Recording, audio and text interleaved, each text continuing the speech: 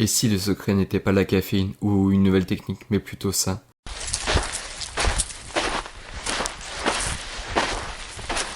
Le bruit des pas. Le cœur qui bat fort. Et la buée de votre souffle dans l'air froid.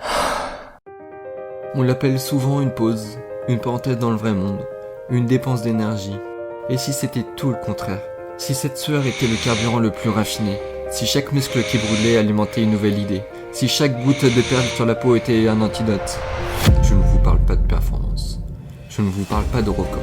Je vous parle d'un changement silencieux, profond qui chemine en vous. Un changement qui, sans faire de bruit, va reconfigurer votre journée, votre esprit, et jusqu'à la façon dont vous tenez face aux idées.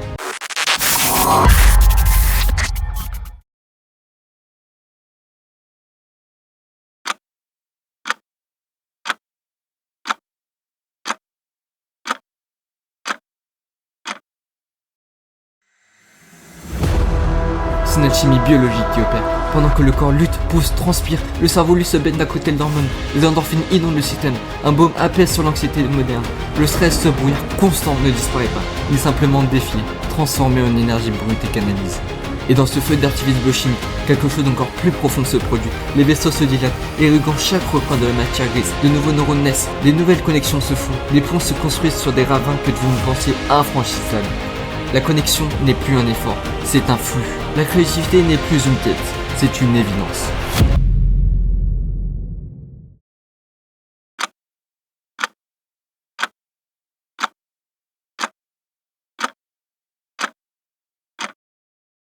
Alors, vous y arrivez. Quelque chose a changé. Ce n'est pas seulement vous qui n'êtes plus essoufflé en montant les escaliers. C'est que la réunion de 9 heures, celle qui d'habitude vous nourrit l'estomac, devient un terrain de jeu. Le problème qui bloquait toute l'équipe hier soir, vous le voyez sous un angle nouveau. Vous n'avez plus d'énergie, vous êtes l'énergie. Alors oui, on peut y voir une liste de bénéfices, une amélioration du système immunitaire, une réduction de l'absentéisme, des données, des cours, des études, mais ça serait passé à côté de l'essentiel.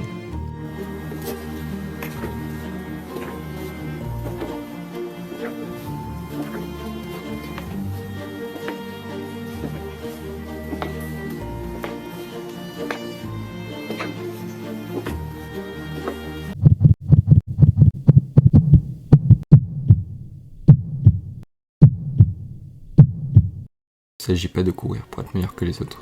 Il s'agit de se montrer à soi-même que l'on est capable. Capable de se dépasser, capable de tenir un engagement envers soi, capable de transformer une fatigue physique en une clarté mentale absolue. Ce n'est pas une perte de temps. C'est le plus bel investissement que vous ne ferez jamais. Un investissement dont les dividendes se payent en idées, en sérénité, en moments de grâce pure et en heures de sommeil profond. La question n'est pas de savoir si vous avez le temps de faire du sport. La question est de savoir si vous avez le temps de ne pas en faire.